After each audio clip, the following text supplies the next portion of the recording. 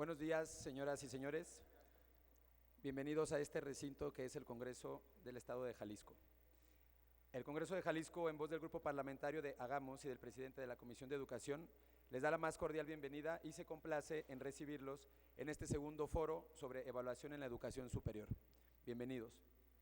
Para iniciar este foro, presento a quienes integran el honorable Presidium. Nos acompañan como ponentes el doctor Pedro Alejandro Flores Crespo.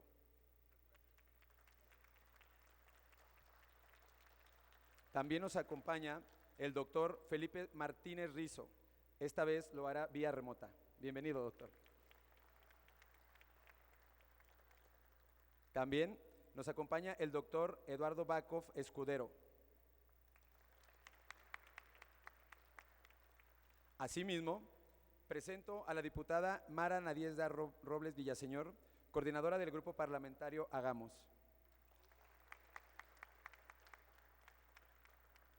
Y también disculpo al diputado Enrique Velázquez González, presidente de la Comisión de Educación, quien se integrará más tarde a este foro. Del mismo modo, agradecemos especialmente la presencia de diputados, investigadores, académicos, empresarios, sociedad civil e invitados especiales que nos acompañan en este día. Contamos también con la valiosa presencia del maestro Jesús Palafox Yáñez, secretario general del STAUDG. Bienvenido. Nos acompaña en esta mañana el doctor Dante Aro Reyes, defensor de los derechos universitarios. Bienvenido. Nos acompaña también Luis Robles Villaseñor, director de la Escuela Politécnica Matute Remus. Se encuentra con nosotros Ernesto Gutiérrez, presidente de Hagamos. Nos acompaña también el doctor Javier García de Alba, director de la división del CUCBA.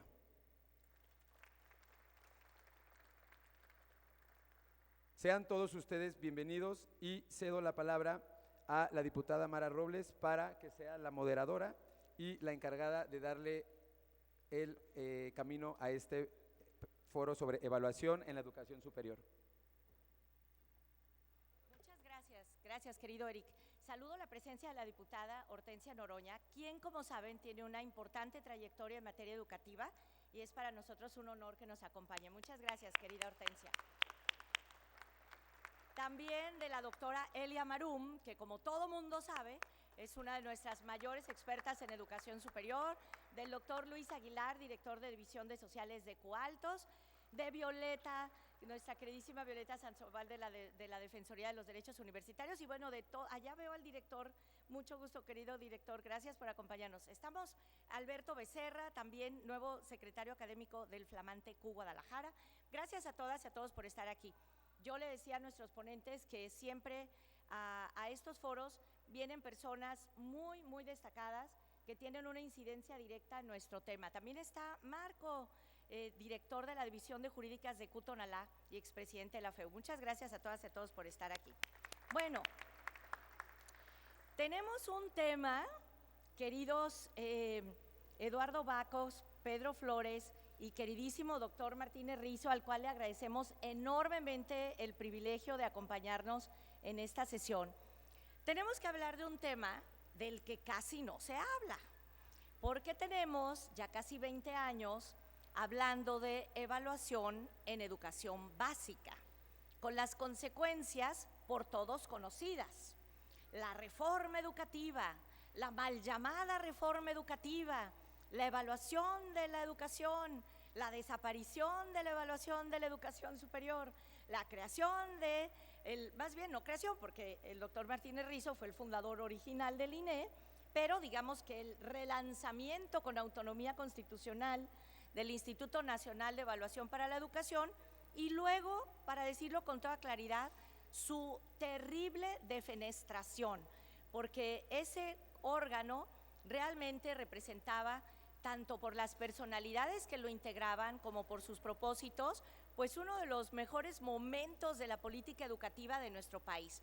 Pero como sea, la discusión sobre la evaluación en la educación básica ha sido pública, notoria, has tenido mitin, marcha, plantón, volanteo, protestas, sindicatos, ha estado, como se dice en política, en el debate público, en la agenda pública. Pero hay otra evaluación de la que casi nunca hemos hablado, que es nada menos que de la evaluación de la educación superior o de la evaluación en la educación superior. Y en ese sentido tenemos que ser valientes y ya tenemos que hablar de ello, porque si bien es cierto que las universidades estamos sometidas a un escrutinio bárbaro a través del Sistema Nacional de Investigadores, a través de los criterios para declarar un posgrado de calidad, a través de PROED, de PROESDE, de PRIDE y de todos los estímulos que los profesores investigadores tenemos que pergeñar para ser acreedores a un salario digno, la verdad es que no hemos logrado que en la conversación pública esté la evaluación de las instituciones de educación superior. Y nosotros decidimos invitar a 3 pesos completos para hablar de este tema, para hacerlo desde una perspectiva absolutamente técnica y académica, para que cuando la discusión llegue a ser política, esta sea de alto nivel y que no lo hagamos a gritos y a sombrerazos, porque realmente las instituciones de educación superior en los últimos años en nuestro país han sufrido un deterioro presupuestal casi sin precedentes, y esto afecta no solo la cobertura, sino la calidad de la educación superior. Quiero aclarar que nunca seremos Club de Toby, y 2 de nuestras invitadas de altísimo nivel no pudieron confirmar, pero que estén segurísimos de que por supuesto que convocamos a colegas, entre otras a la doctora Arcelia Martínez Bordón, y estoy segurísima de que en los siguientes foros pues nuestras colegas van a poder estar aquí. Entonces quiero presentar a Pedro Alejandro Flores Crespo. Él es doctor en Política y Desarrollo por la Universidad de York, es profesor de tiempo completo de la Universidad Autónoma de Querétaro, ha sido profesor visitante en Harvard, es miembro del Sistema Nacional de Investigadores, por supuesto, y recientemente fue admitido como miembro de la Academia Mexicana de las Ciencias. Su producción incluye más de 20 artículos en revistas científicas, 8 libros, y sus temas principales de investigación son el análisis de las políticas educativas y la relación entre educación y desarrollo. Y nada menos, él coordinó las redes temáticas de la asociación que fundó el Premio Nobel de Economía Amartya Sen y la filósofa Martha Nussbaum. Muchas gracias por estar aquí, Pedro. Presento vía remota al doctor Felipe Martínez Rizo. Él es egresado de la Universidad de Lovaina, Bélgica, investigador honorario de la Universidad Autónoma de Aguascalientes, de donde fue rector, miembro del SNI, por supuesto, y de la Academia Mexicana de Ciencias. Justo en 2002, él fundó el Instituto Nacional para la Evaluación de la Educación, el cual dirigió hasta 2008. Ha sido miembro del Consejo de Especialistas de la Secretaría de Educación Pública y del Consejo Nacional de Calidad Educativa de Argentina.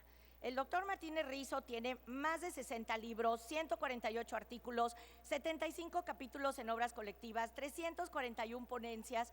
En 2009 recibió el reconocimiento Pablo Latapí del COMIE, el Consejo Mexicano de Investigación Educativa, y en 2011 fue nombrado doctor honoris causa por la Universidad de Valencia. Si me permiten, todas y todos los que estamos aquí sabemos que el doctor Martínez Rizo es toda una institución en educación en nuestro país y en Iberoamérica. Muchas gracias, doctor. Y les dije que teníamos tercia de ases. El doctor Eduardo Bakov Escudero es doctor en educación por la Universidad Autónoma de Aguascalientes, maestro por la Washington University y egresado de la UNAM, también miembro del SNI. Ha sido investigador de la Universidad Autónoma de Baja California, donde ahora privilegiadamente vive, y ha sido director de pruebas y medición del Instituto Nacional para la Evaluación de la Educación y consejero presidente de la Junta de Gobierno del INE. Actualmente es presidente de Métrica Asociación Civil y pues también ha publicado más de 120 artículos, 30 capítulos, 25 libros en el ámbito educativo. En 2013-2018 fue representante de México en PISA, por todos tan temida y ahora tan huida, y también se ha desempeñado como presidente del Consejo Directivo de Caracol, Centro Científico y Cultural de Ensenada, con lo que ahora está tremendamente apasionado. Así que muchas gracias, Eduardo. por venir acá. Pues sin mayor trámite, le damos la bienvenida a la rectora de CUCBA, la doctora Graciela Gudiño, súper bienvenida. Y sin mayor trámite le pediríamos a Pedro Flores Crespo que nos haga favor de exponer su ponencia que tituló Evaluación, Bien Común y Calidad Universitaria. Adelante.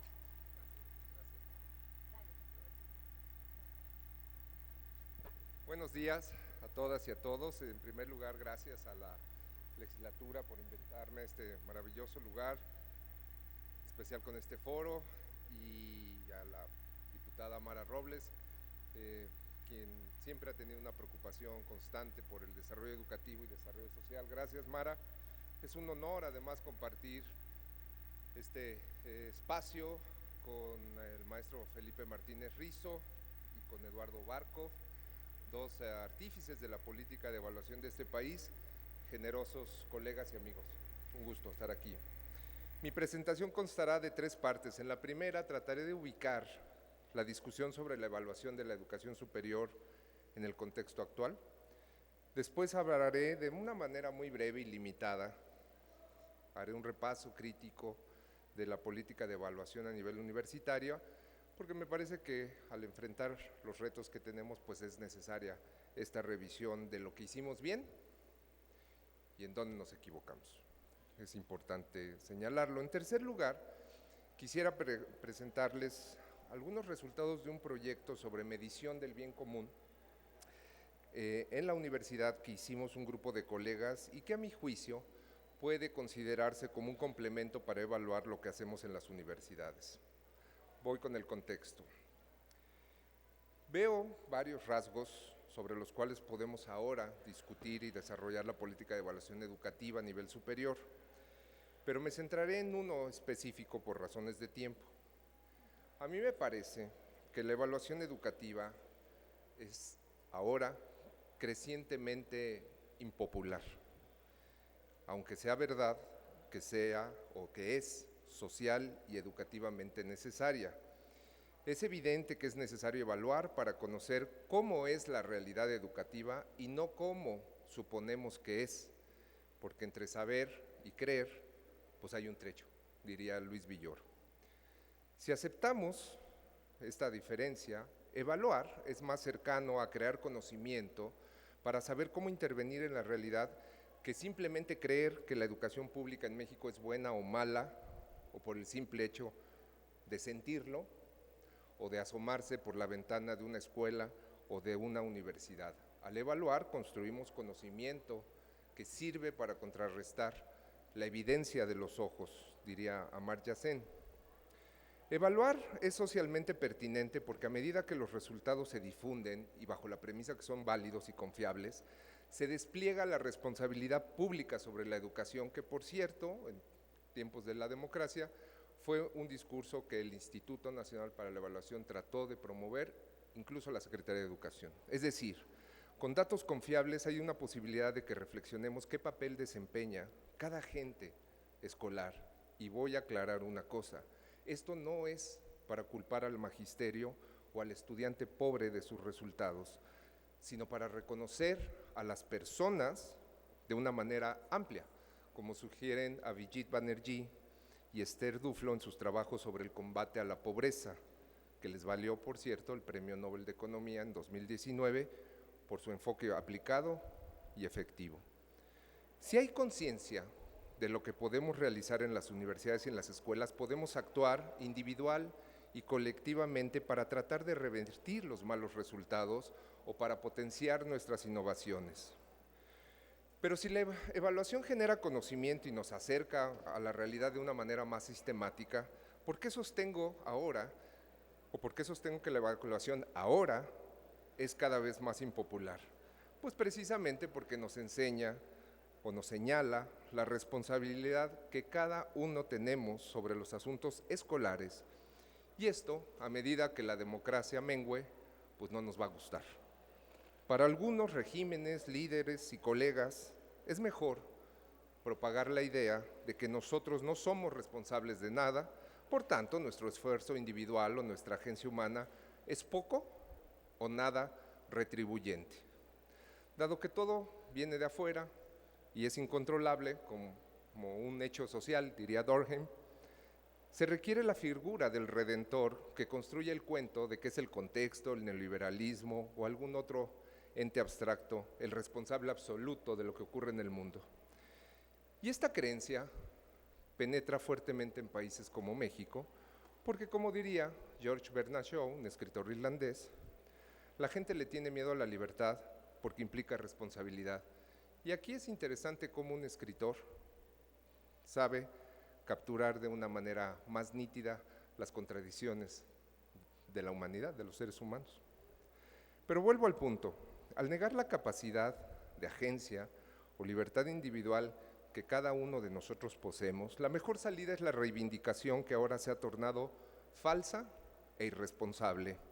Hay que acabar con la prueba Comipens porque excluye. Desaparezcamos el INE porque es un órgano persecutor del magisterio. Estas medidas erróneas, como sabemos que fueron y van a ser, pueden tomarse ahora sin mayor resistencia, porque son políticamente rentables.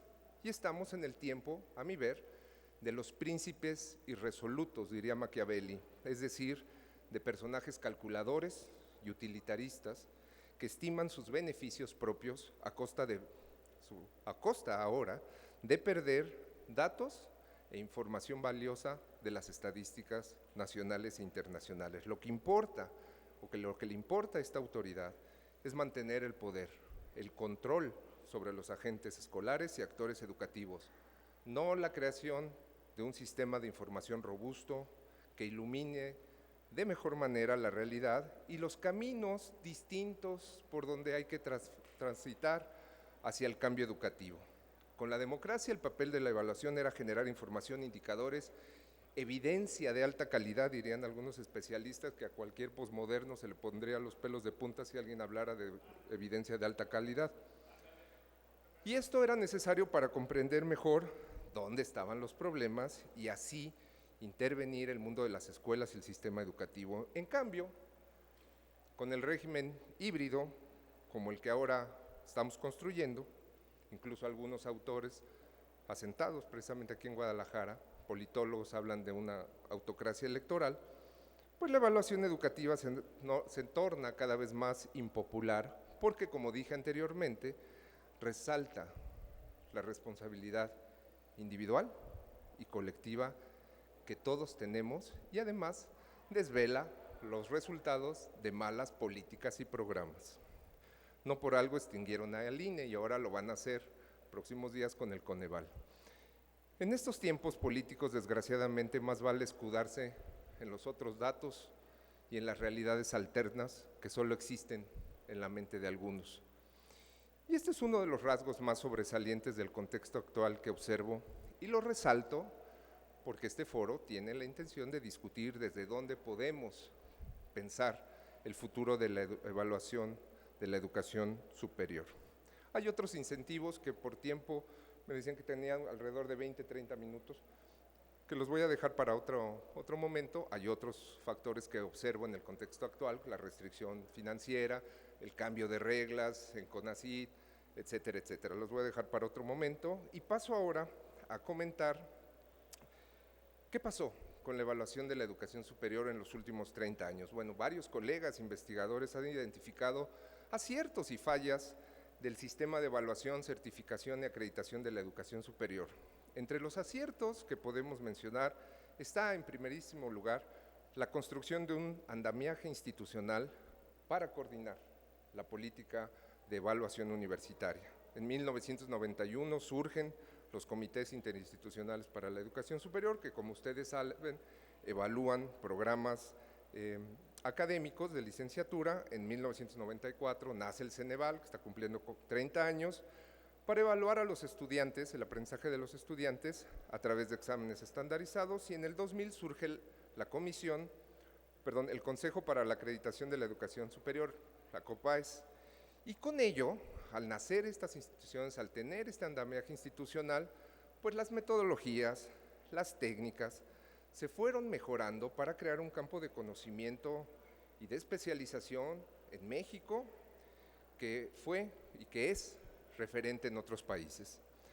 Otro acierto de la política de evaluación superior fue contribuir al reordenamiento de los procesos internos de algunas universidades, dado el desmedido crecimiento en plazas administrativas, académicas, escasa planeación, uso clientelar y, por tanto, discrecional de los recursos públicos. La evaluación me parece que contribuyó a crear esquemas más racionales para la asignación de recursos. Al ligar el financiamiento público con la evaluación, se esperaba, teoría, que hubiera una gestión universitaria más eficaz, así como mejores resultados.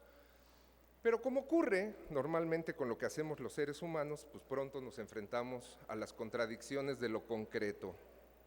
Al ponerse en marcha los esquemas de evaluación universitaria, varios colegas alertaron de que estaba siendo sobredimensionada, acarreando varios problemas. Uno de ellos fue dejar de ver la evaluación como un medio valioso para discutir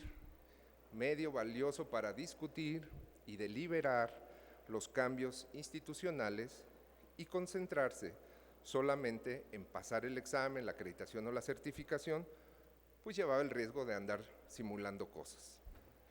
Prepararse solo para pasar un examen o la acreditación ocasiona que dejemos fuera cuestiones sustantivas de nuestro ejercicio docente y de investigación, o que obviemos lo que logramos en común, como reclama Michael Sandel en su libro La tiranía de la meritocracia. Otra limitación de la política de evaluación de educación superior, según Anúñez, una comisión que se crea desde 2008, fue que no había evidencia significativa que la evaluación estaba contribuyendo a la mejora de los aprendizajes del estudiantado.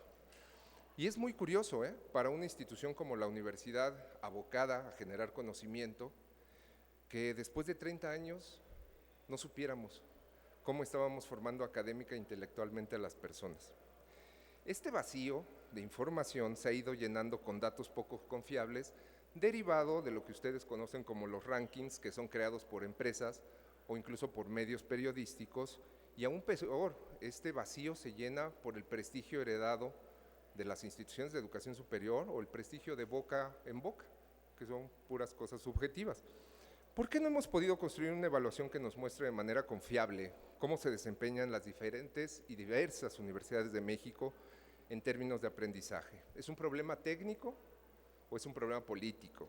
Pues parece que ambos, aunque quizá lo último se impone.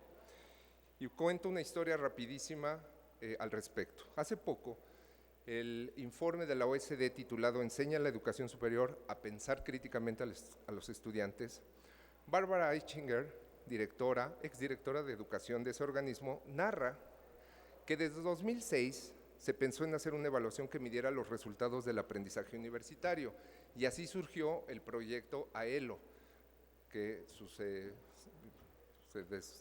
deriva la cifra en Assessment of Higher Education Learning Outcomes, la cual se asentaba, según ellos, en el éxito que había tenido PISA y que, como ustedes saben, se aplica a los jóvenes de 15 años y más para tratar de ver qué pueden hacer con su conocimiento adquirido.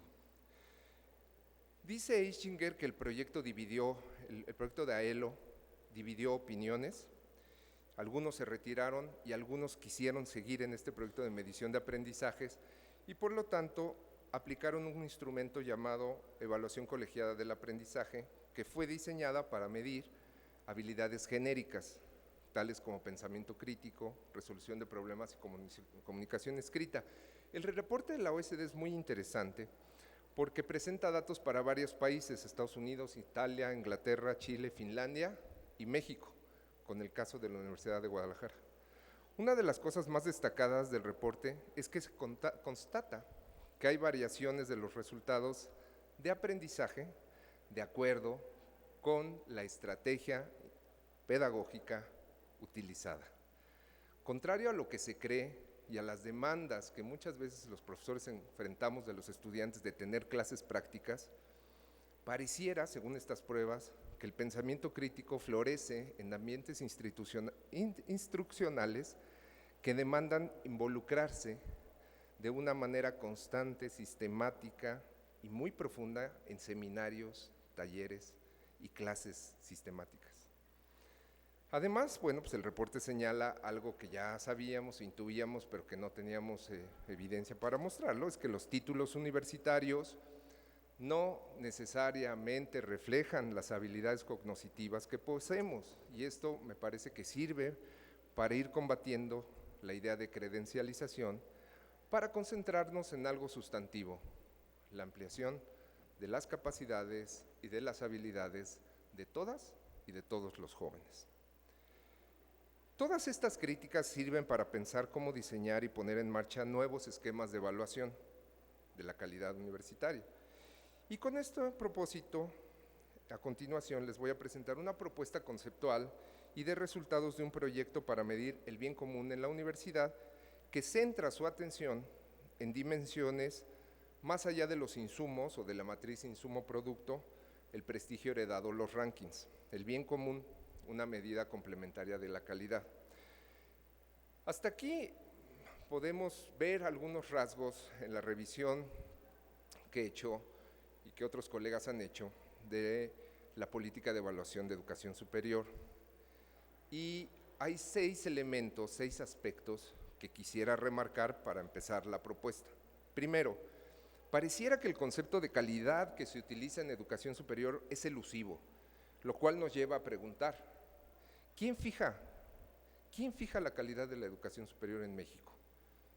¿El académico, la SEP, el partido oficial, los maestros, la OSD, el psicómetra o la NUYES, que ahora en el documento de política pública habla de estándares de excelencia? A mi juicio, un referente normativo como lo es el de la calidad, para que tenga significado y opere bien en la realidad, debe ser sujeto de un ejercicio amplio de deliberación pública.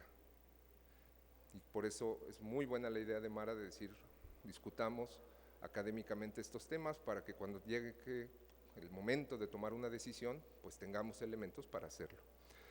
La falta de una definición clara de calidad educativa en el nivel universitario resalta, a mi juicio, la segunda limitación. Se han evaluado competencias genéricas de los estudiantes, pero aún no se avanza en medir y comparar conocimientos disciplinares. ¿Es verdad que la UNAM forma a los mejores médicos del país o solamente es un prestigio heredado? Pues no sabemos. Tercera limitación, con las nociones actuales de calidad no se ha podido capturar el nivel de aprendizaje de manera integral. Y entonces, cuarto aspecto, no es claro de qué manera la evaluación contribuye a mejorar el logro escolar o la ampliación de las capacidades. Quinto aspecto, centrarse en indicadores referidos al mercado laboral para dar cuenta de la calidad universitaria es limitado. La OSD ya se dio cuenta que son medidas indirectas y que ponerle mucho peso a los salarios de los egresados universitarios realmente no refleja lo que hacen las universidades, porque los mercados laborales en México están fragmentados y nada se basa en el mérito, desafortunadamente, en nuestro país. Sexto, la evaluación educativa en general se centra más en los resultados, que en los procesos. Y con base en esta crítica, en 2022, un grupo de investigadores auspiciados por el Instituto Promotor del Bien Común de la Universidad Popular Autónoma del Estado de Puebla, la UPAEP, pues nos dimos a la tarea de medir el bien común en 9 universidades públicas y privadas de Querétaro y Puebla. Por Puebla participó la propia UPAEP y por Querétaro la Marista, la Universidad Mondragón, la Anáhuac, la UNIVA, las Tecnológicas de Querétaro, de San Juan del Río, así como la Politécnica y mi universidad, la Autónoma de Querétaro, es decir, 4 universidades públicas y 5 particulares. ¿Qué hallamos? Bueno, lo primero que hallamos fue una dificultad para operacionalizar el concepto de bien común, como una alternativa, como un complemento a esta noción de calidad universitaria. El bien común, como ustedes pueden constatar en los documentos de la UNESCO de por ahí de 2015, me parece, ha sido utilizado para contraponerlo a la noción del bien privado o de mercancía, o también lo han contrapuesto a la idea de bien público, cuya generación y distribución, en el caso del primero, pues de bien privado, pues depende de los negocios, y en el caso del segundo, depende de los gobiernos. El bien común, en cambio, tiene una naturaleza relacional y organizacional y no se origina o distribuye solamente por la vía gubernamental, sino a partir de la acción individual y colectiva de los miembros de una comunidad. De acuerdo con la Enciclopedia Stanford de Filosofía, el bien común son aquellas disposiciones, facilities, es el término que usa en inglés Stanford, que los miembros de una comunidad construyen para realizar alguna tarea u obligación, fíjense ustedes, que ellos mismos fijan para cumplir los intereses que tienen en común. De hecho, algunos conceptos de bien común dice es una comunidad política, porque ellos mismos fijan los fines por los cuales ellos van a operar. Esta noción abstracta, como cualquier concepto lo es, está muy bien ilustrada en un libro que se llama El gobierno de los bienes comunes, la evolución de instituciones de acción colectiva, de Elinor Ostrom, que fue la primera mujer en ganar el premio Nobel de Economía. Y ahí Ostrom muestra cómo un grupo de pescadores y pastores pueden fijar ellos mismos las reglas de cooperación para organizarse y explotar los recursos naturales a su alrededor, pues los pescadores, los pececitos, los pastores, donde iban a pastar las ovejitas, y así pues sobrevivir y cumplir sus fines sociales que ellos mismos fijaban. Entonces, esto mostró en algún momento de los 90s que la cooperación en pos de un beneficio común sí es posible. Y esto le dio un giro a la teoría económica dominante. El gobierno de los bienes comunes depende, dice Ostrom, de los miembros de la comunidad y no necesariamente del gobierno ni del mercado.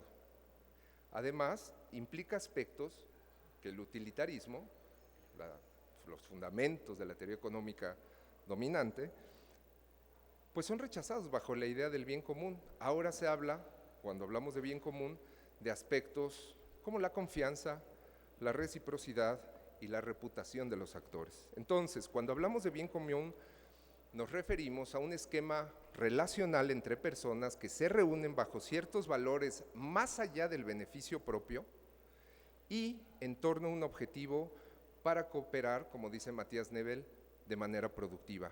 La generación de conocimiento y de saber es una de estas actividades. En 2007, Charlotte Hess y la misma Ostrom hicieron notar que el conocimiento puede ser visto como un bien común y construyen un argumento muy sugestivo. Ahí les va. Contrario a otros bienes públicos cuya naturaleza es sustractiva, es decir, entre más se usa por una persona, más se reducen los beneficios para los otros, con el saber y el conocimiento ocurre lo contrario.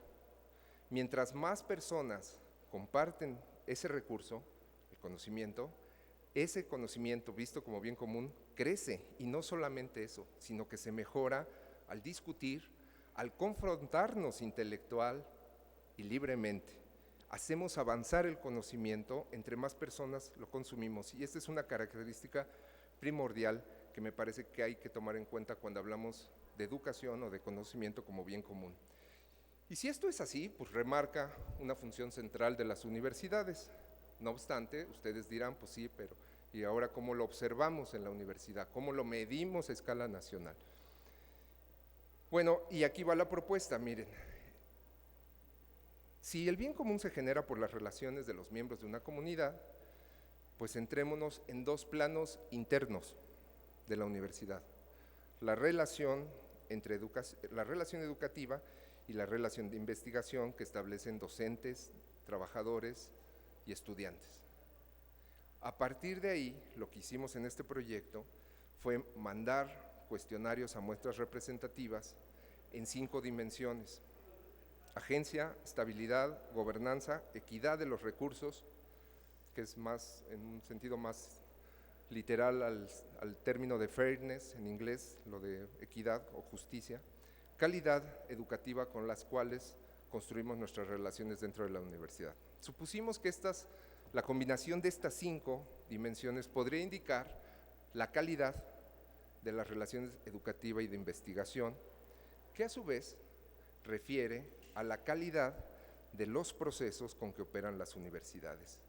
Entonces, esa fue a grandes rasgos la propuesta. Me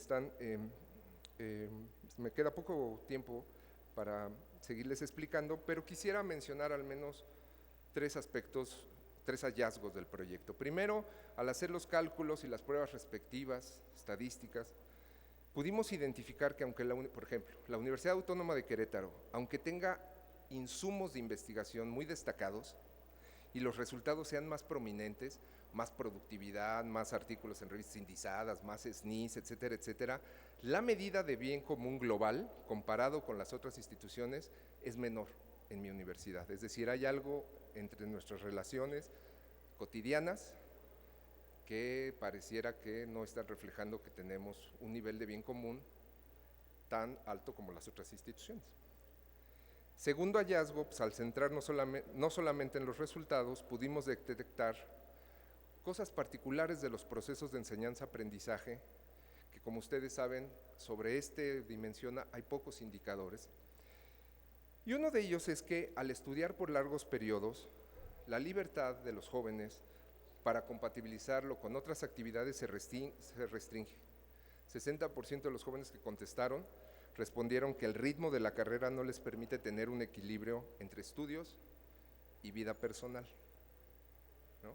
Y eso va hacia adentro de los procesos, no solamente va a decir, pues ya salió muy bien el estudiante, tiene muy buenas calificaciones, pues sí, pero ya le arruinamos la vida, ¿no? Ya no pudo compatibilizar con otras cosas, ¿no? No es porque los resultados no sean importantes, pero los procesos, insisto, sí cuentan. Quiero ya cerrar concluyendo como empecé, agradeciendo a Mara, a todas, a todos ustedes por su atención, donde en esta exposición pues traté de resaltar un aspecto que no es común que discutamos en el contexto político actual, que es, insisto, quizá ustedes tienen un punto de vista diferente, pero la evaluación en estos momentos es muy impopular, políticamente, pero es social y educativamente necesaria. El régimen político cambió, así como las prioridades, los referentes y los imaginarios. Obviarlo y actuar igual que hace 10, 20, 30 años nos va a llevar, a mi juicio, a cometer más errores de los que ya hemos registrado. Y creo que las universidades, las legislaturas, tienen la sabia virtud de conocer el tiempo, dónde estamos ubicados actualmente y qué estamos enfrentando, para poder, con imaginación, dar respuesta a ello. Evaluar los procesos, al igual que la relación entre los insumos y los productos, puede llevarnos, ese es el argumento central de lo que les vengo a platicar aquí, a comprender mejor lo que hacemos hacia adentro de las universidades. Más y mejor información es necesaria para dar cuenta de lo que aquí he llamado como bien común, que refiere, repito, a un esquema relacional que todas y todos construimos y del cual todos somos responsables y también, hasta ahorita, libres de modificarlo en beneficio de la colectividad y no solamente de unos cuantos. Muchísimas gracias por su atención.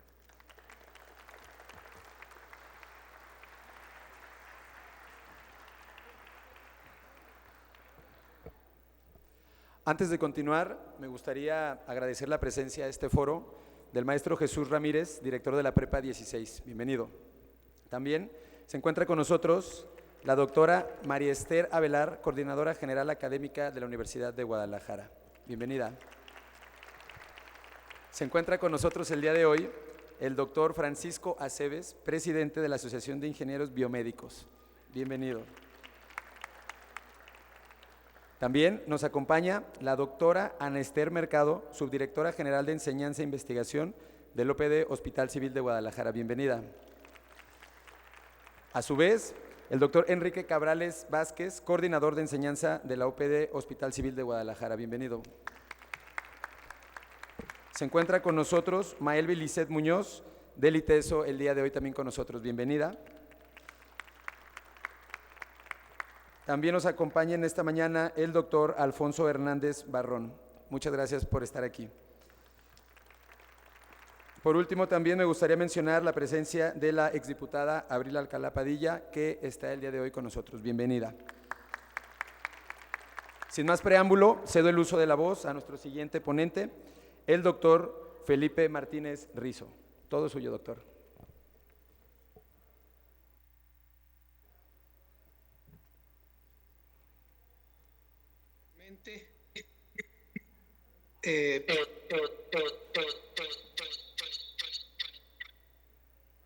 A ver si se va arreglando el sonido. Vamos a ver. ¿Ya me escuchan bien? Bueno.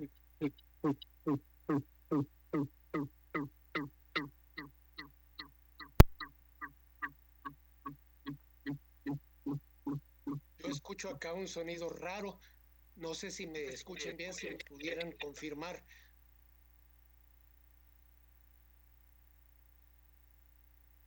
Sí, parece que sí, ¿verdad? Bueno, pues yo también quiero comenzar agradeciendo.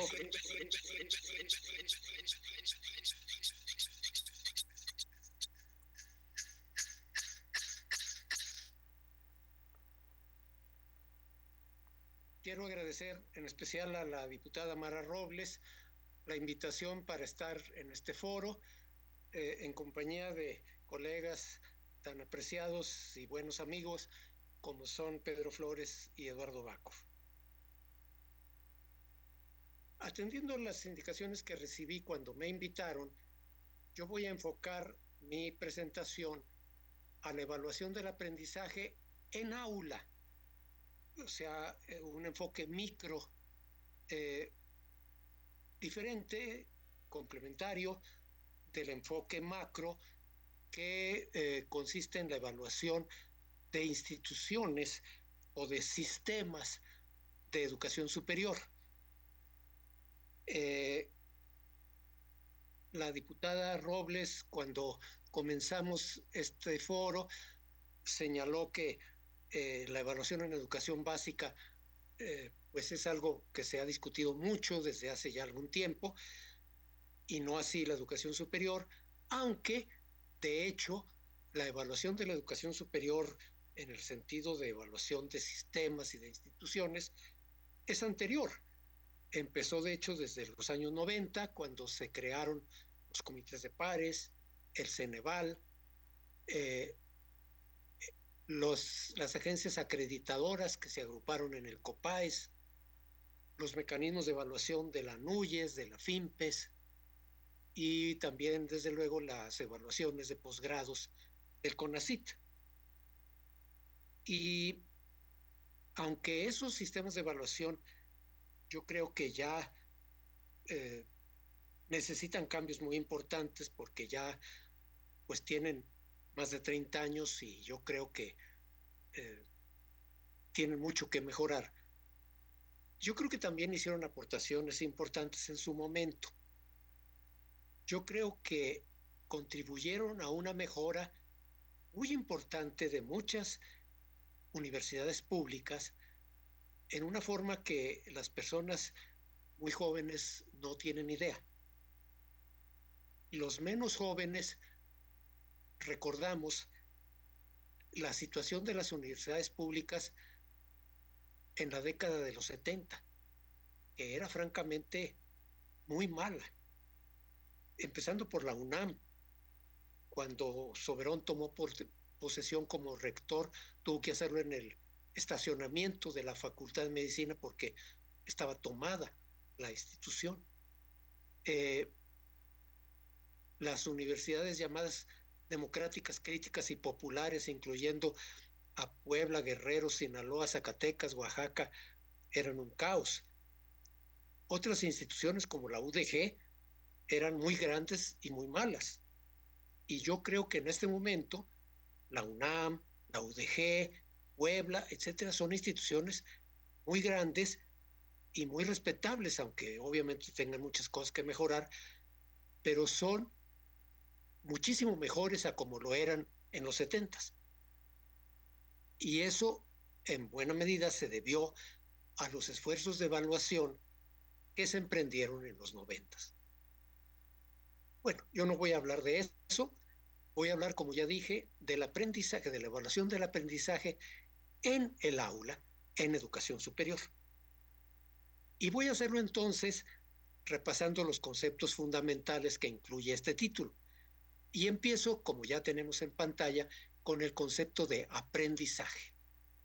entendiéndolo como adquisición y construcción de conocimientos, habilidades, actitudes, lo que también se suele llamar globalmente competencias. Y añado que hay de muchos tipos que se pueden distinguir según dos aspectos. Según los contenidos, lengua, matemáticas, ciencias, etcétera, o según la complejidad o profundidad. Y para esto se han hecho muchas taxonomías, desde la más antigua, la de Bloom, que se publicó en 1956, después de 8 años de desarrollo. Empezó Bloom en 1948. Y ahora hay cientos de taxonomías, muy especializadas, muy generales, de todo tipo, pero que tienen como elemento común, como fundamental, la distinción de aprendizaje más superficial o más profundo.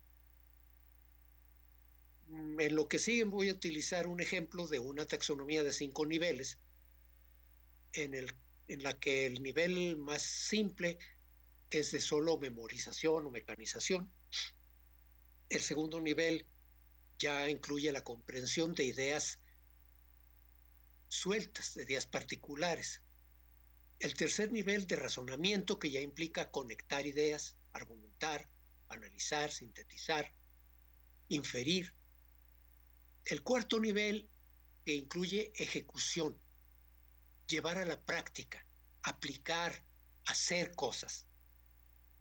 Y el quinto nivel, el más amplio, el más alto, de creación, de producción original, no solamente de producción repetitiva, sino de producción creativa original. Y añado en la última frase de esta imagen que en educación superior siempre tenemos que aspirar a tener por lo menos los niveles 3, 4 y 5. Los niveles 1 y 2, que obviamente se presuponen, no son niveles que constituyan objetivos adecuados para programas de educación superior. Tenemos que llegar por lo menos a nivel 3, 4 y 5. Vamos a la siguiente imagen, por favor. El segundo concepto, evaluación. Defino evaluación como el juicio de valor que resulta de contrastar una realidad observada con un criterio normativo. Y añado que si no hay juicio de valor, no hay evaluación. Y digo que un juicio de valor, hacer un juicio de valor, supone medir bien lo que se evaluará, definir un criterio como referente para decidir si lo que se observó, midió, es adecuado o no, contrastar el resultado de la observación, medición con el referente y llegar al juicio de valor en términos de mejor o peor, bueno, malo o regular. Vamos a la siguiente imagen, que es el concepto de medición.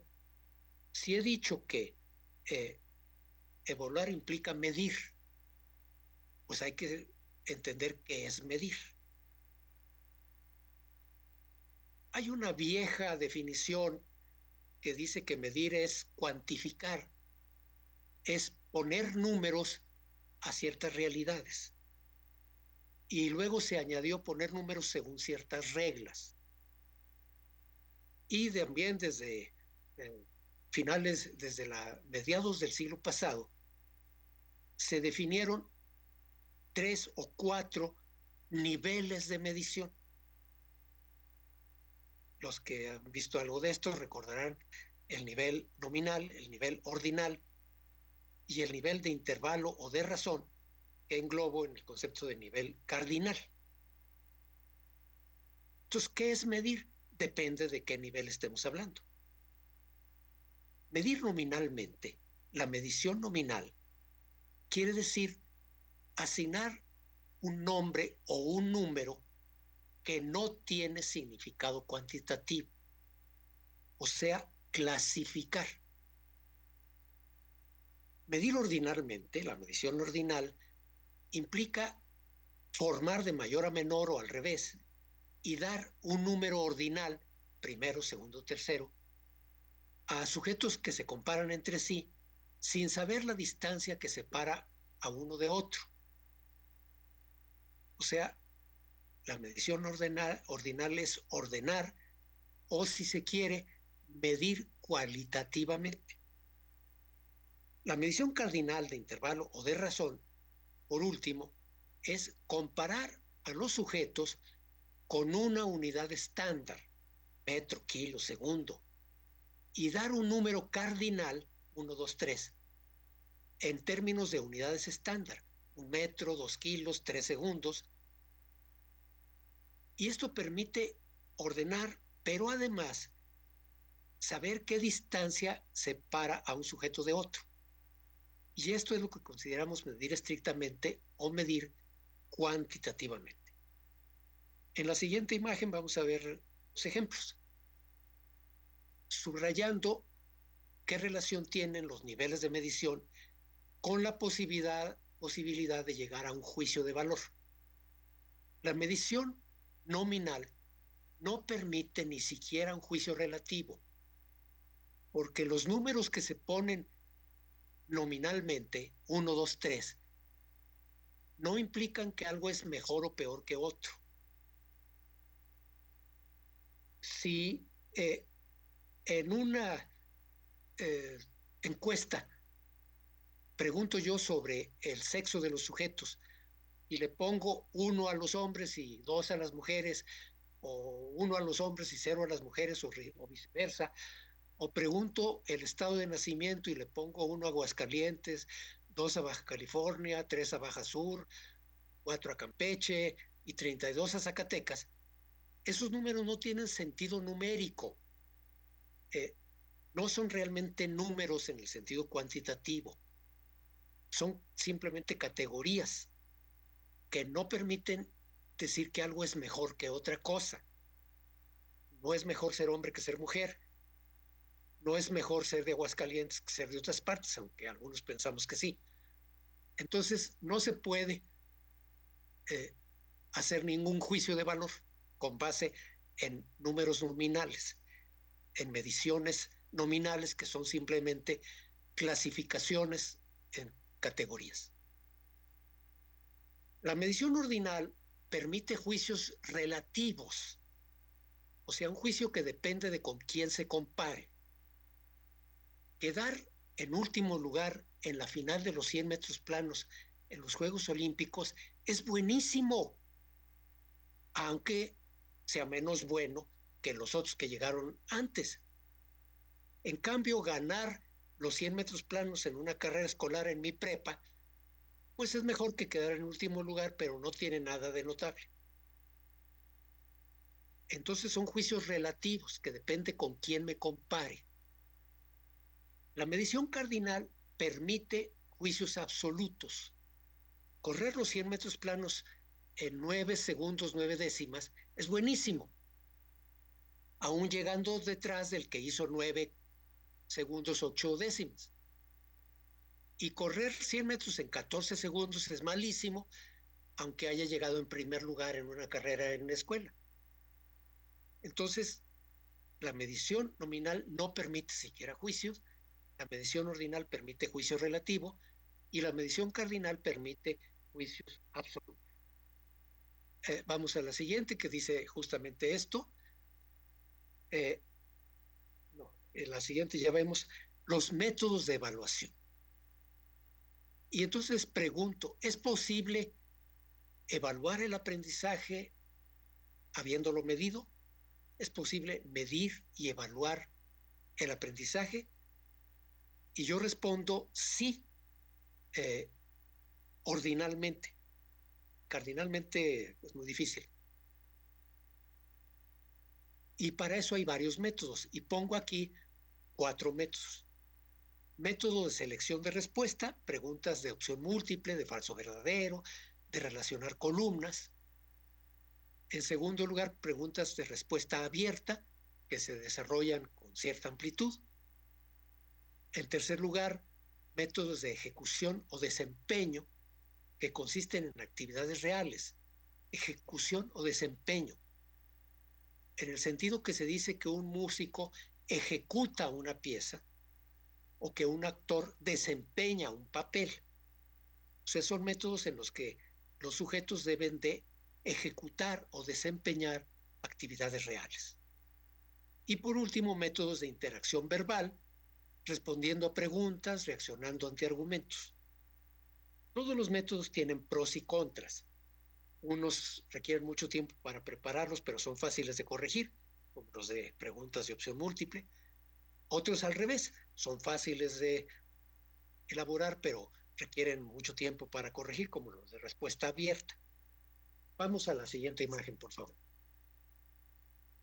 En las siguientes imágenes voy a ejemplificar esto poniendo lo que yo creo que debería ser la manera de evaluar ciertas metas de aprendizaje muy características en algunas carreras universitarias.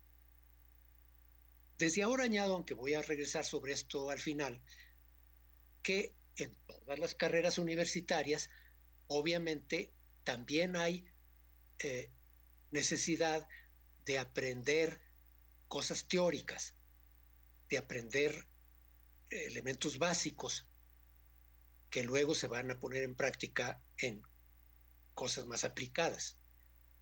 Y esos conocimientos teóricos o básicos se deben evaluar también y se pueden evaluar con otros métodos. Pero ahorita me voy a fijar en las metas de aprendizaje más ambiciosas, más altas de ciertas carreras. Las metas que se deben de haber conseguido al final de una carrera. Y indico qué métodos de evaluación serían adecuados para ciertas metas.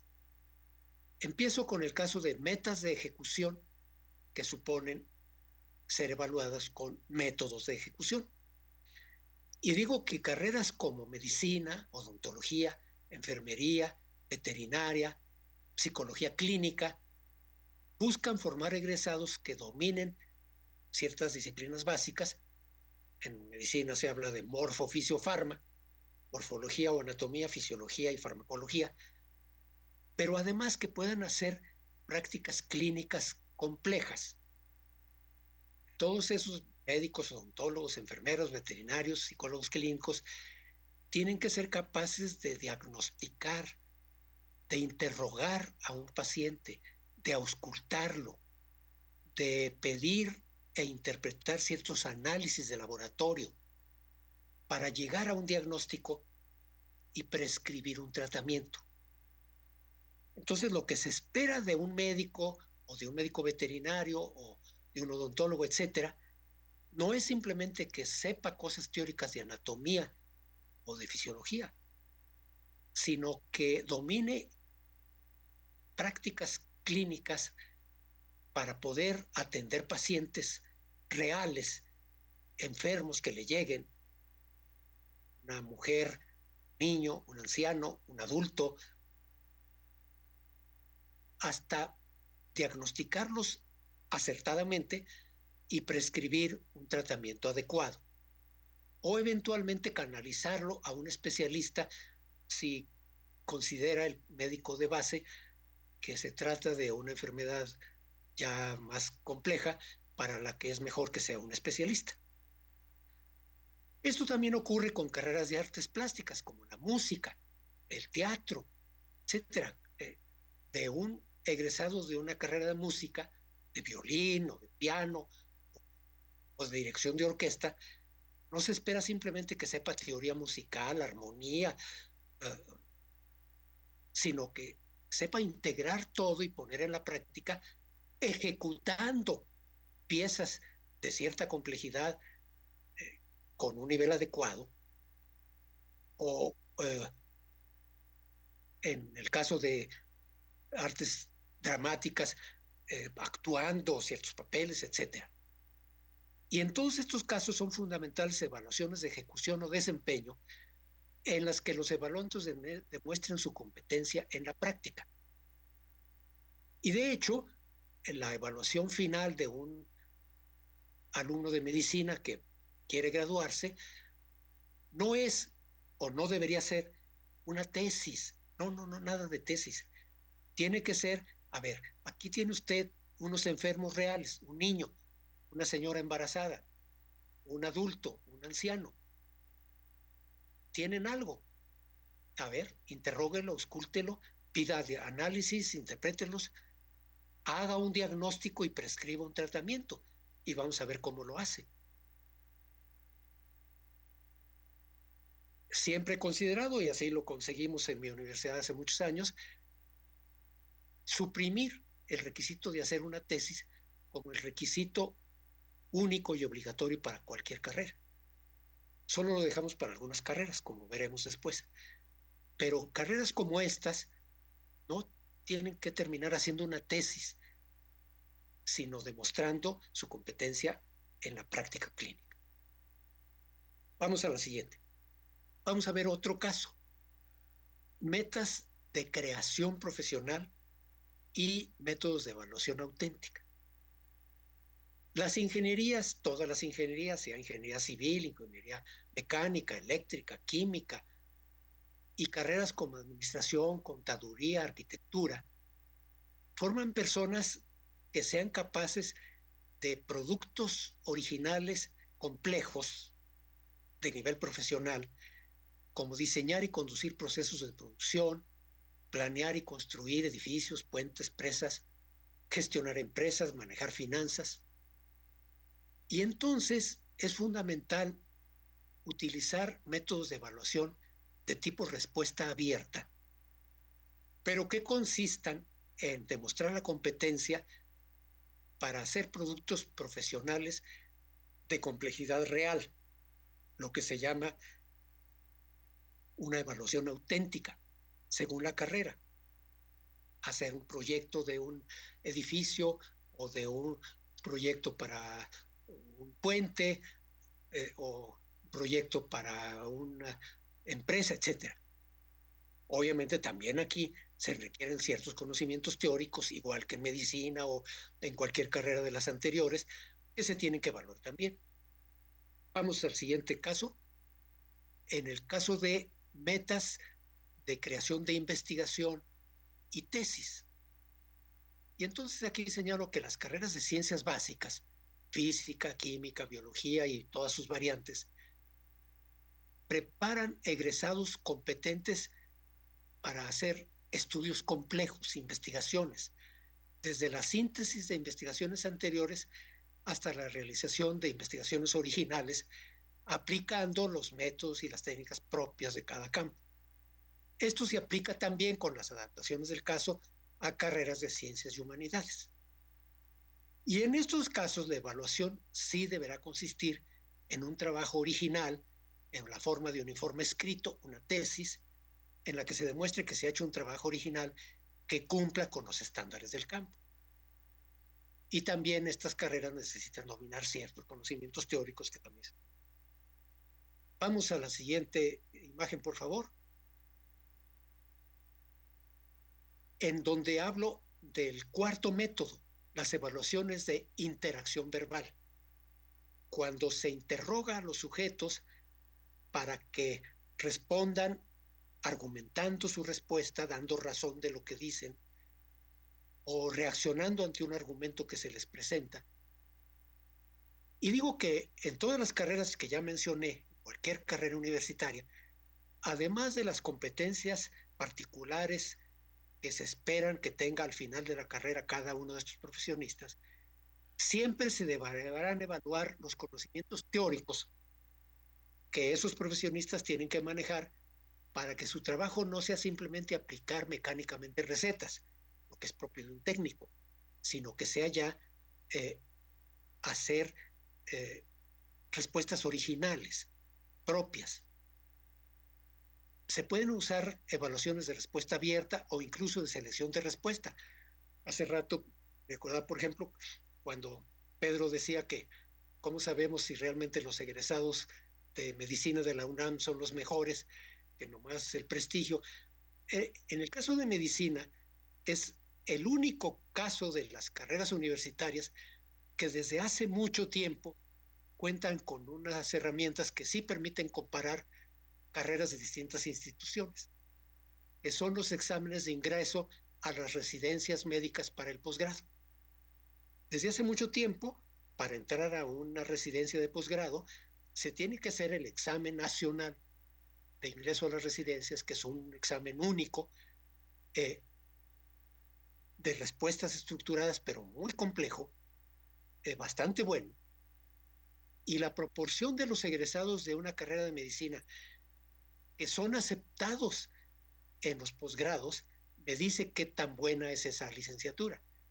Y entonces, pues, entre las gentes que están en las escuelas de medicina, se sabe desde hace mucho que, por ejemplo, la carrera de medicina de la Universidad Autónoma de San Luis Potosí es muy prestigiada, que entre las carreras de universidades públicas también son prestigiadas, ciertamente las de la UNAM, también la de Aguascalientes, la de Yucatán, y entre las privadas, la Salle, el Tecnológico de Monterrey, etcétera, con base en la proporción de sus egresados que son aceptados para las residencias en hospitales para posgrados de medicina. Entonces se pueden usar evaluaciones de respuesta abierta o incluso de selección de respuesta, pero siempre lo mejor es complementar con evaluaciones de interacción verbal. O sea, preguntarle al evaluando y hacer lo que nos explique, que nos dé razón de sus opiniones, que sustente lo que afirma o lo que niega, que argumente, que justifique o que reaccione a un argumento que yo le doy y diga por qué coincide o por qué no coincide, etc. Y es de esa manera evitamos estar midiendo solamente memorización o comprensión de ideas sueltas. O sea, los dos primeros niveles de la taxonomía que estoy utilizando, que no deben ser manejados como niveles deseables, óptimos para ninguna carrera universitaria. Tiene que estar por lo menos en el nivel 3, que ya es comprensión de ideas complejas que relacionen unas con otras, que argumentan, que articulan, que infieren, que analizan, que sintetizan. Vamos a la siguiente, por favor, y creo que ya voy a terminar.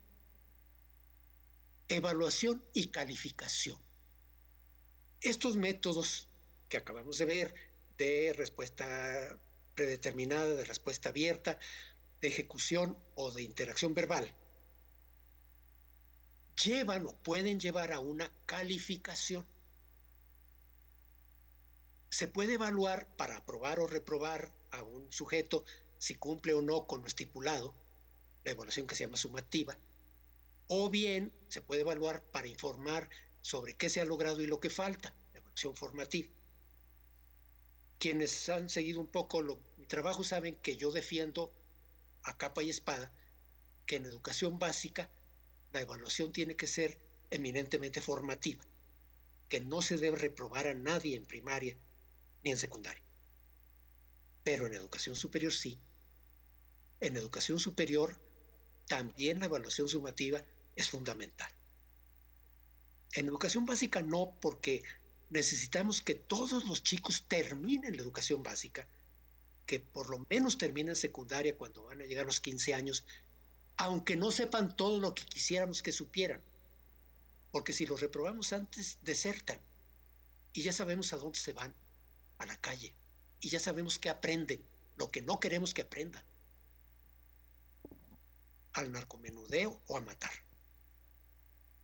Queremos que acaben por lo menos la secundaria, aunque no sepan muy bien matemáticas, etcétera, pero que por lo menos sean muchachos sanos, que sepan respetar a los demás y hacerse respetar, que sepan convivir, que sepan ser incluyentes, etcétera.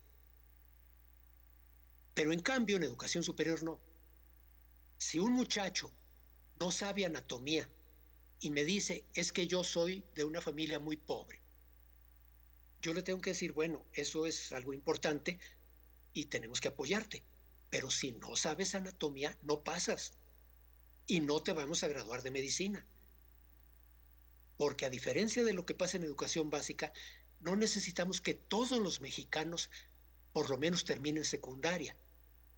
No necesitamos que todos los mexicanos sean médicos o cardiólogos. Necesitamos un cierto número de médicos o de cardiólogos, no muchos, pero buenos, porque un médico malo o un cardiólogo malo va a dañar, va a matar. Entonces, en educación superior, la evaluación también tiene que ser sumativa. Y para eso tiene que llevar a una calificación. Y lo usual es que plasmemos nuestra evaluación en un número cardinal de 0 a 10, inclusive con decimales, 9.5, 8.7, arriba de 0.5 sube, etcétera, dando la impresión de que es algo muy preciso, que es una medición cardinal muy buena, y no es cierto. Esos numeritos llegamos a ellos de una manera muy mala, muy al tantiómetro, y le sumamos a los aciertos que tuvo en una prueba malhechota, le damos un punto más por participación y le quitamos un punto más por faltas o qué sé yo, lo cual no es alquimia. Pedro Ravela dice que es como el caldero de la bruja, en que la bruja llega a la pócima mágica echando un pelo de rana y una pata de vampiro y no sé qué. Así le combinamos cosas y llegamos a un numerito mágico. No, no es una medición cardinal porque no tenemos unidades estándar ni controlamos los intervalos.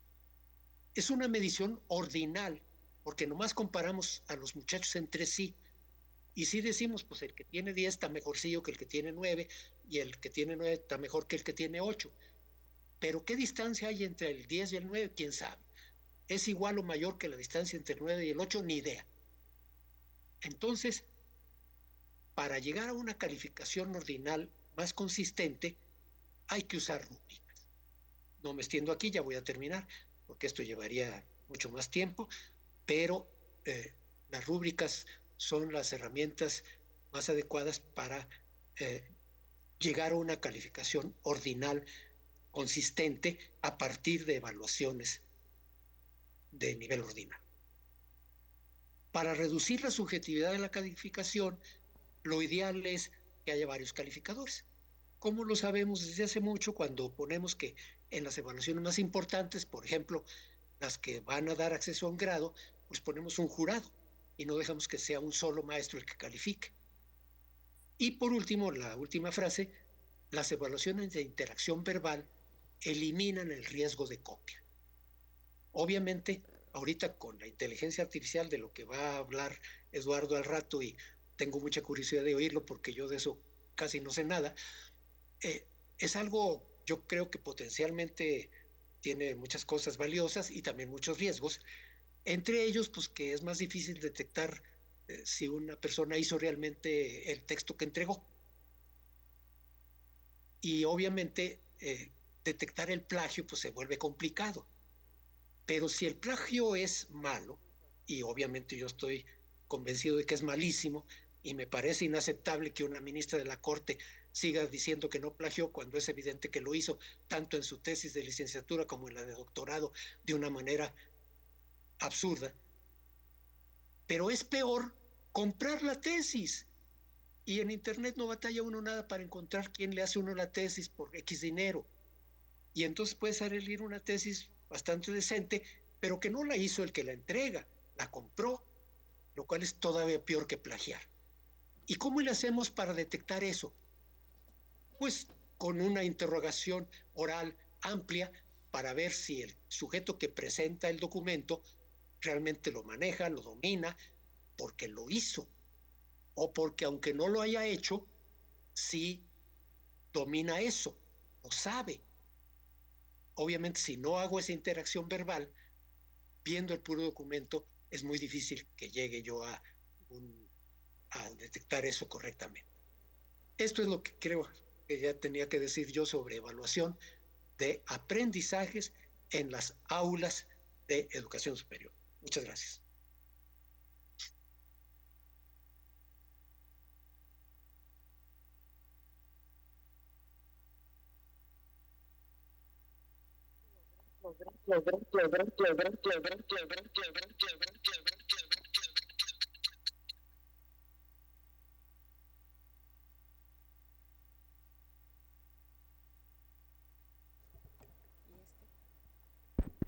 Ahí está.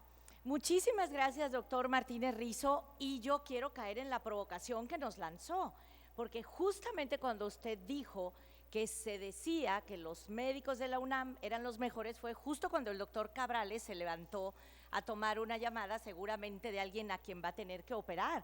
Y este doctor, pues es uno de los cirujanos oncólogos más importantes del país y egresado de la Universidad de Guadalajara. Quiero decirles que cruentas batallas se dan al interior de nuestra propia universidad para saber quién gana más lugares en el examen nacional de residencias médicas y en cuántos reivindicábamos que le ganábamos al Centro Universitario de Ciencias de la Salud, y la doctora Ana Mercado aquí lo niega contundentemente, y el doctor Jaime Andrade nos decía que de ninguna manera. Y ahora que ella está cosechando todos esos reconocimientos en los rankings mundiales del hospital, pues menos lo va a aceptar. Pero claro, habría que debatir con qué modelo educativo efectivamente, qué clase de médicos estamos formando. Así que no, hombre, maestro, por eso dije que teníamos que hacer esta discusión exactamente como ustedes lo están planteando. Primero los cimientos académicos para que cuando discutamos en qué decimos que somos los mejores, sepamos si eso fue nominal, ordinal, cardinal. Así que muy buena provocación. Y bueno, primero todo el mundo había relajado cuando usted dijo que no hay que reprobar en básica, pero dijo, en educación superior, sí. Y más vale que los veterinarios y los médicos sepan diagnosticar y tratar a un paciente. Pero yo diría que la doctora Davidova diría, no, pero también los ingenieros y los biomédicos, más vale que no se les caiga el puente y que potabilicen el agua, pero hoy no vamos a hablar de eso. En fin, entonces, ahora sí me toca darle la bienvenida a nuestro compañero Enrique Velázquez, presidente de la Comisión de Educación, Cultura, Juventud y Deporte de este Congreso. Muchas gracias. Que por cierto, Quique estaba evaluando, ya nos contará con qué criterios va a evaluar a los próximos jueces y magistrados. Bueno, sin más trámite, Eduardo Bakov, es tu turno. Adelante.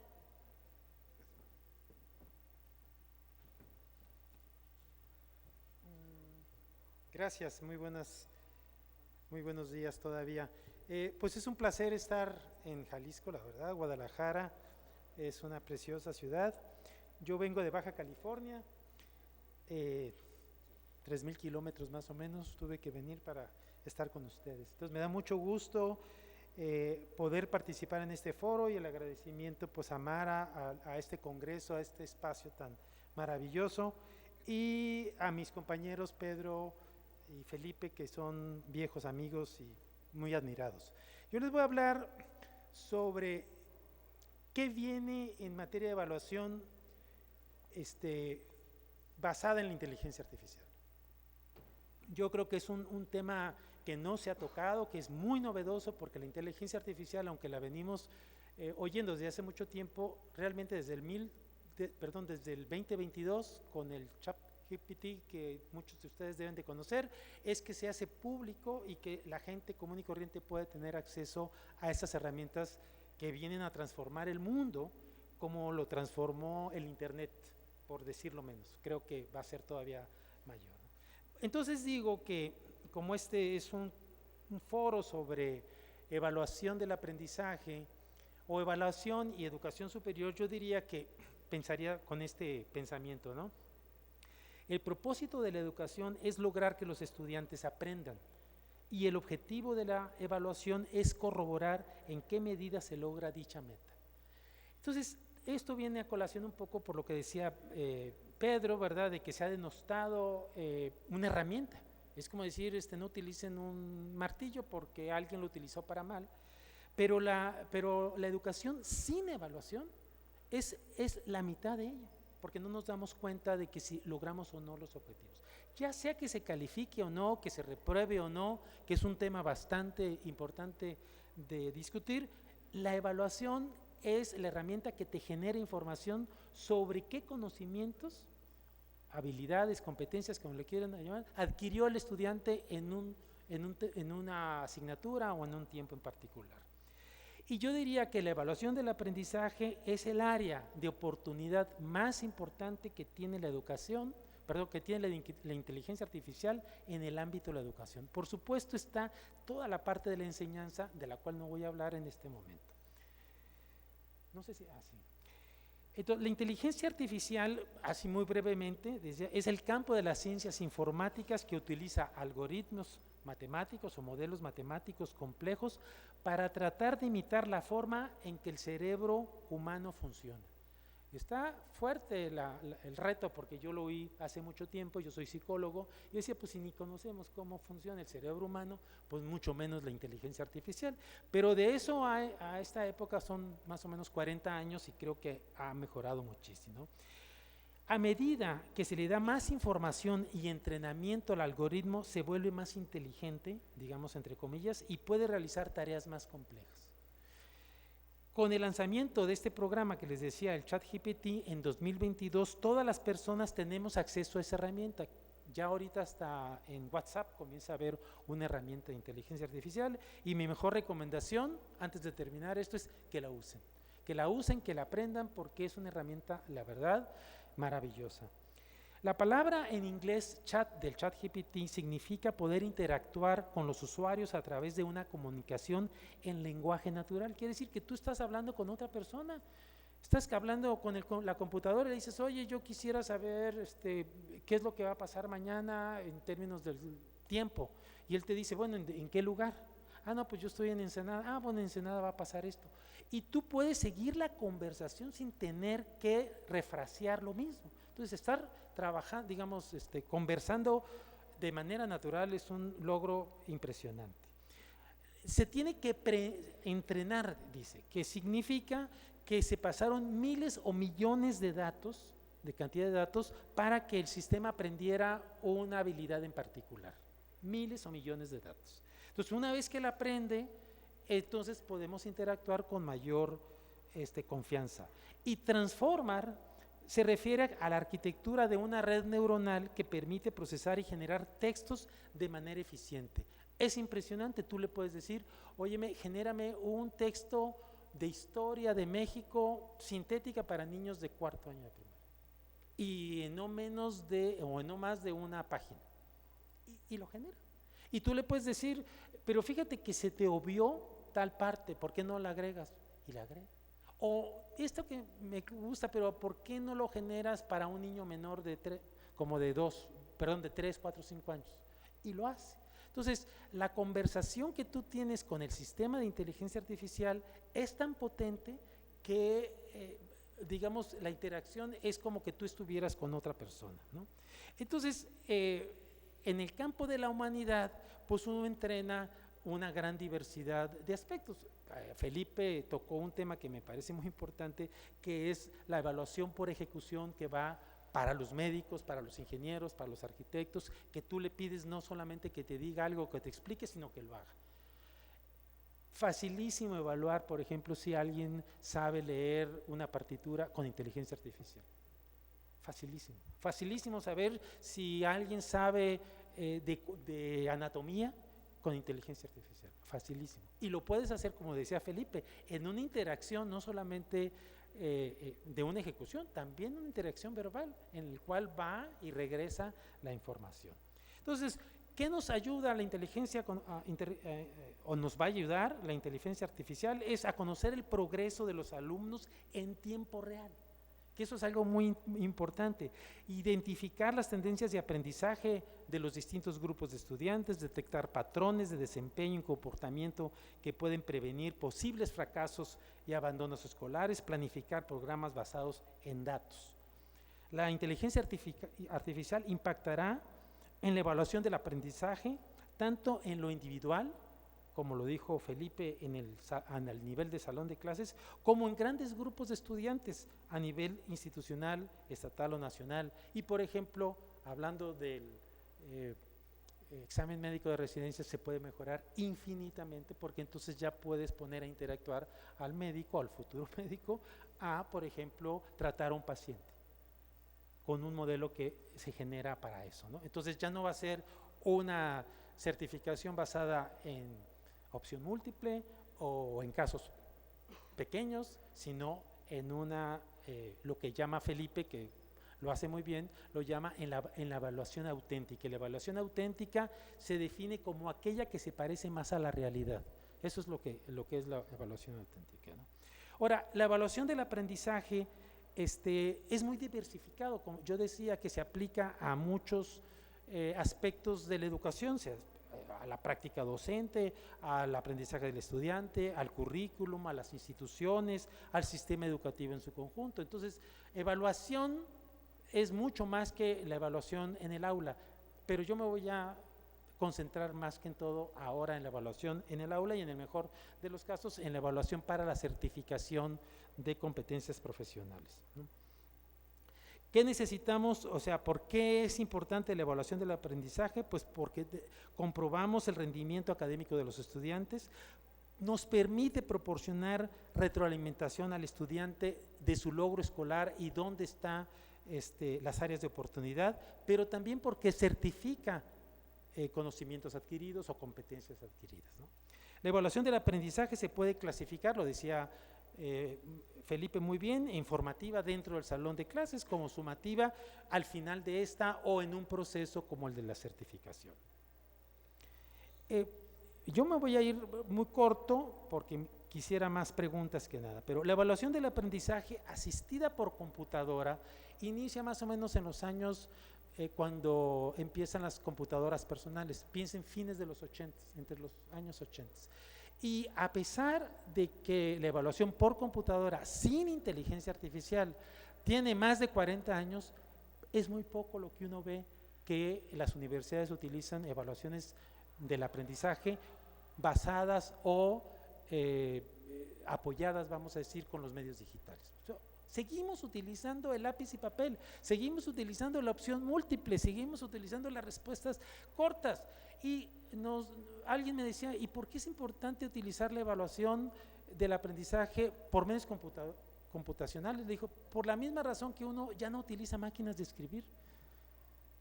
Hacen la misma función los procesadores de palabras, pero ¿de qué manera?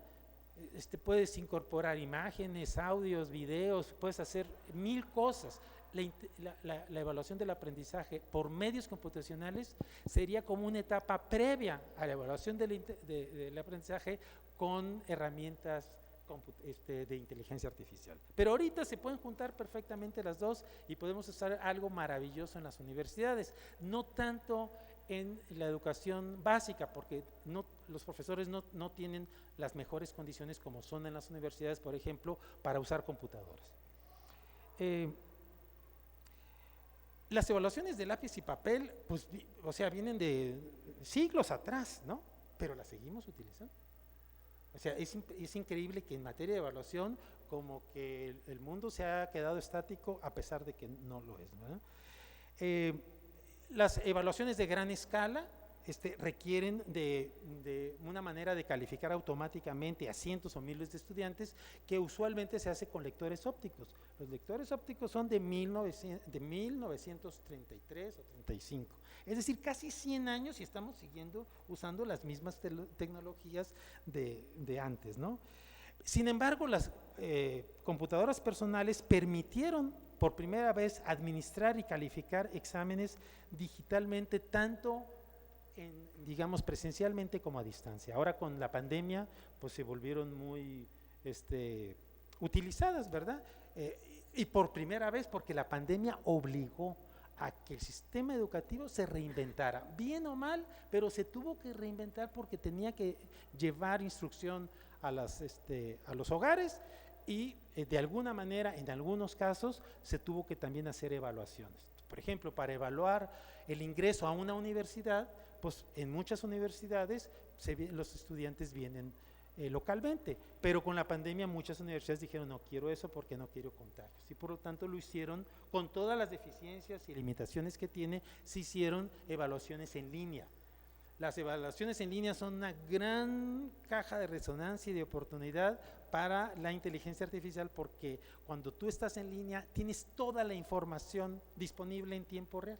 Entonces el estudiante está interactuando con una evaluación, con la resolución de un problema y en el mismo momento está, digamos, en los sistemas evaluando la ejecución de los estudiantes. E inmediatamente puedes darle retroalimentación al estudiante de lo que hizo bien y de lo que hizo mal, lo cual es, para propósitos de la enseñanza, una cosa maravillosa.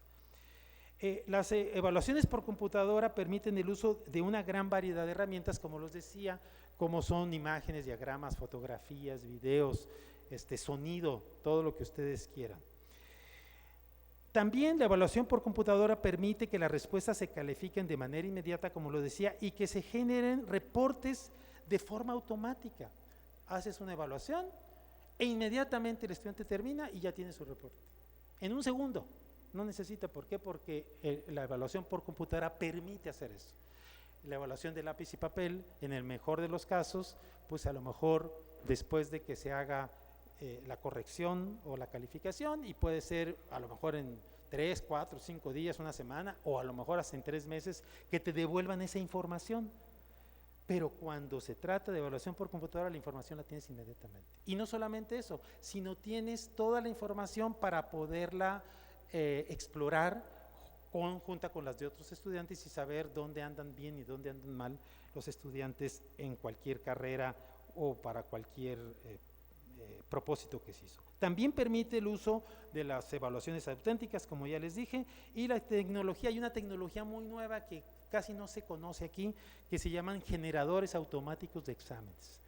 Y esa es una tecnología que no es basada en inteligencia artificial, pero que ahora la va a incorporar, que lo que hace es que en lugar de elaborar una prueba, un examen o una evaluación, te genera un sistema que te puede crear miles de preguntas similares sobre un tema en particular. Y si tú tienes una prueba de 180 contenidos o 200 contenidos, pues lo puedes multiplicar por 100 o por 1000 y tienes la variedad infinita de versiones, vamos a decir, de exámenes equivalentes que te permiten no desgastarse el examen por alguna ocasión que se haya aplicado, por ejemplo, en un examen de admisión, lo cual es muy importante.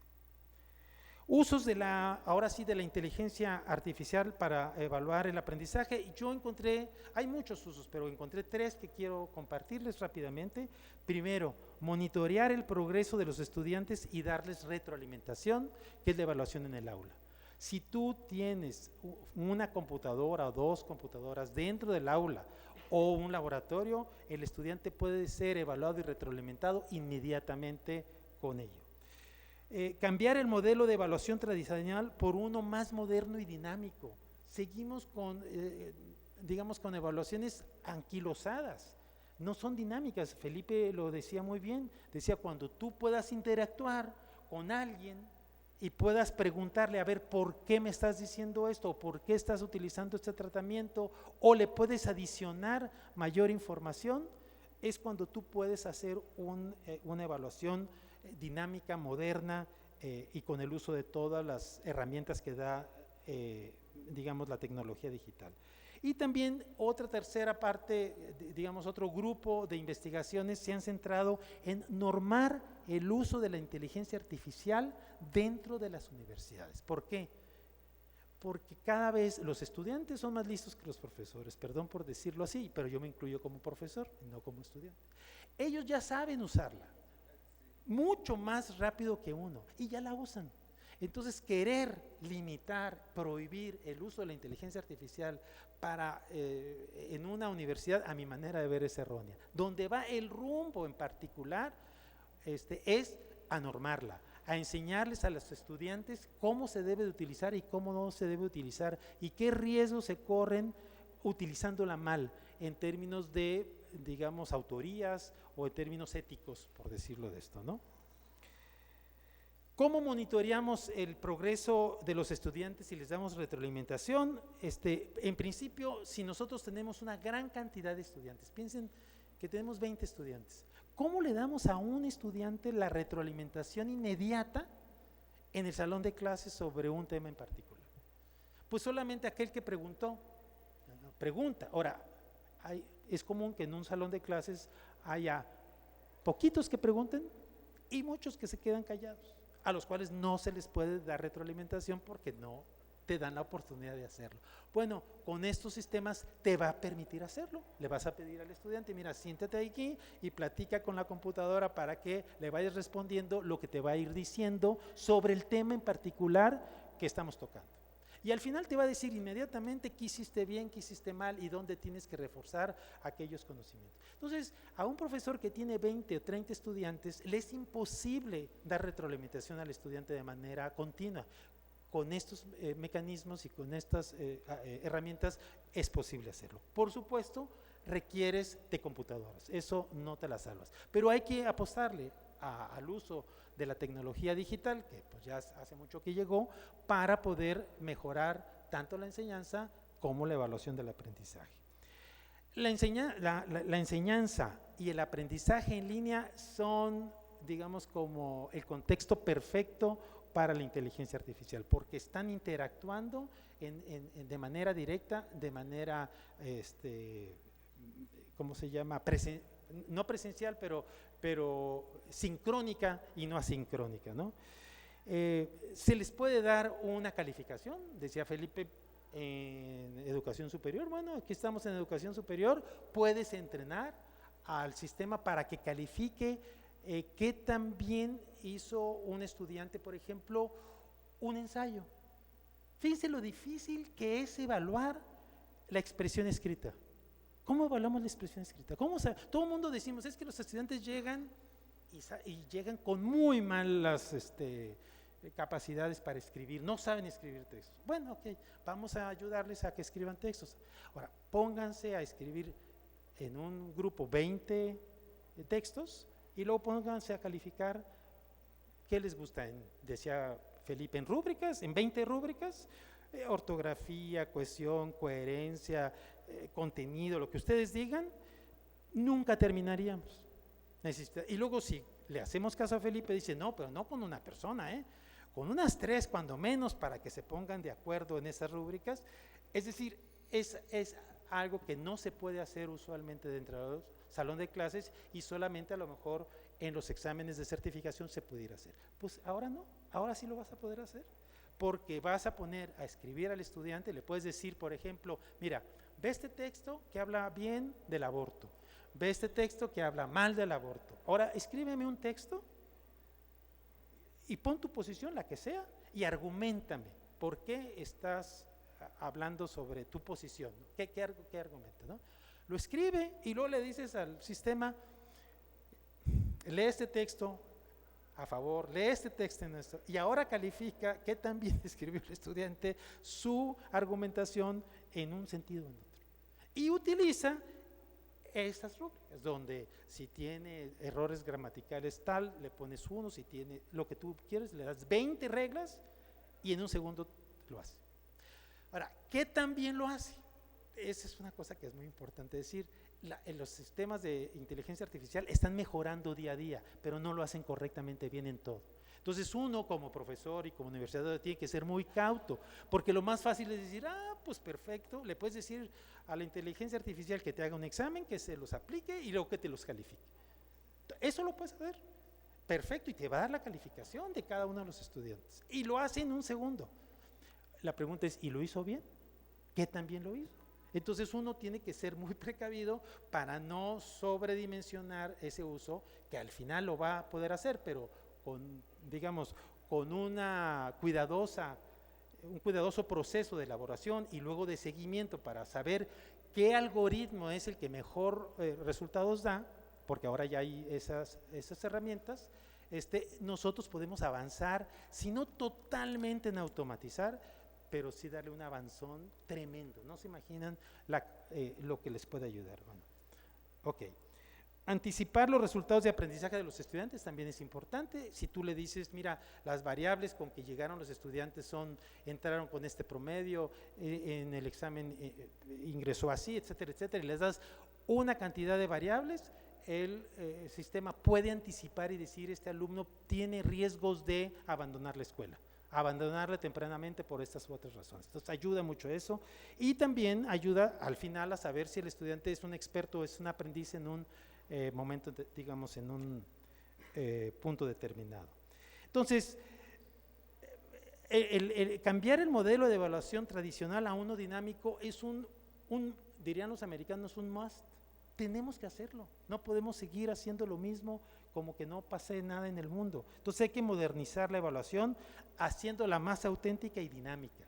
y la parte auténtica y dinámica la enfatizó mucho Felipe y lo mismo hago yo.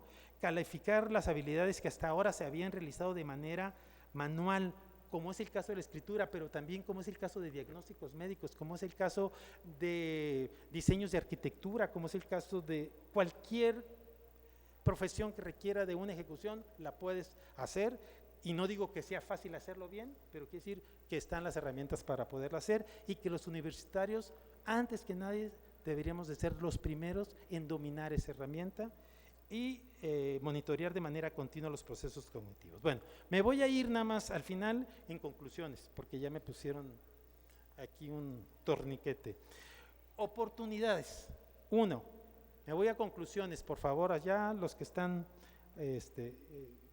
conclusiones, exactamente. Modernizar la manera de evaluar el aprendizaje con evaluaciones auténticas, dinámicas y personalizadas, que no había tocado lo de personalizado. Personalizado quiere decir que el sistema sabe más o menos en qué nivel va cada estudiante y le pone una evaluación para ese nivel de aprendizajes.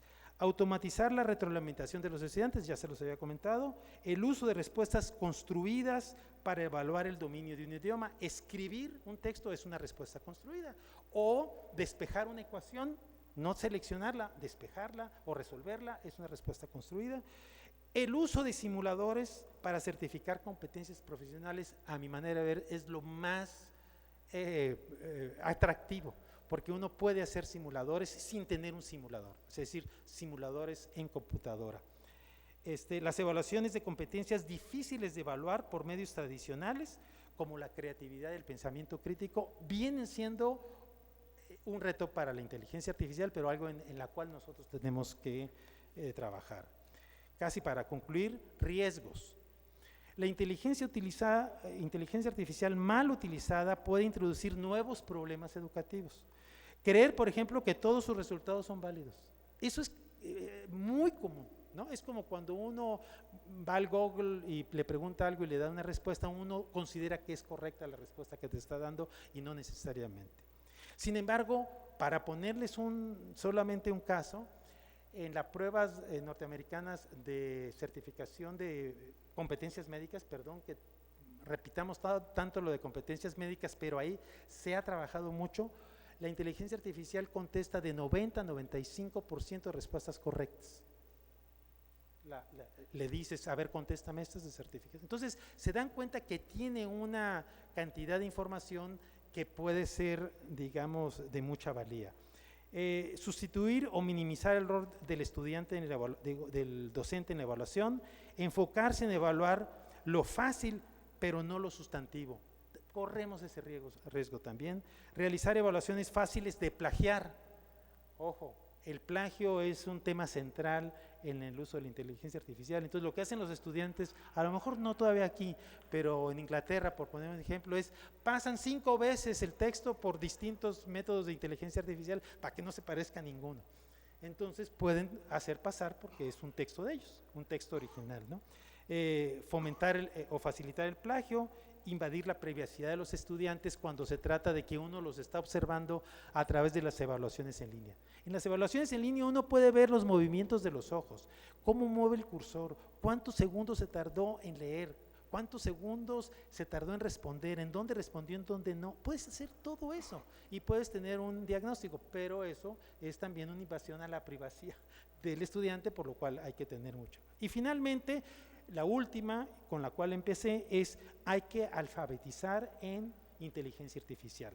El uso de esta herramienta en instituciones educativas no es posible sin una educación, sin una capacitación docente. Entonces, como universitarios y como directores de centros de la propia universidad, pero también de escuelas y centros de investigación, hay que alfabetizar, hay que capacitar a los profesores y hay que invitarlos a que utilicen esta herramienta. Dicha alfabetización debe iniciar en etapas tempranas en la formación de todos los niveles educativos, pero en educación superior, pues en el momento en que contraten a los profesores, un cursito de pedagogía no les hace mal, un cursito de evaluación tampoco, y un cursito del uso de medios digitales e inteligencia artificial es muy importante. En China existe un plan para enseñar a todos a todos los docentes, desde el preescolar hasta el universitario, el uso de esto, y especialmente en educación superior. Y termino diciendo que es importante abordar la parte técnica como el aspecto ético de la inteligencia, porque nos viene a poner en una situación que antes no teníamos. Gracias.